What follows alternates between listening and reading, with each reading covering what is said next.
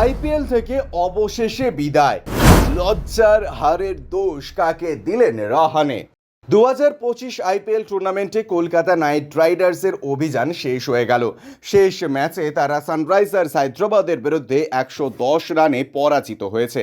প্রথমে ব্যাট করতে নেমে হায়দ্রাবাদ নির্ধারিত 20 ওভারে 278 রান করেছিল।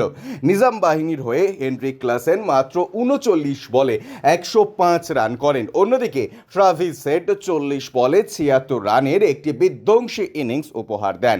এই বড় টার্গেট তাড়া করতে নেমে কলকাতা মাত্র 168 রানে অল আউট হয়ে যায়, আর সেই সঙ্গে ম্যাচটা হেরে যায় 110 রানে।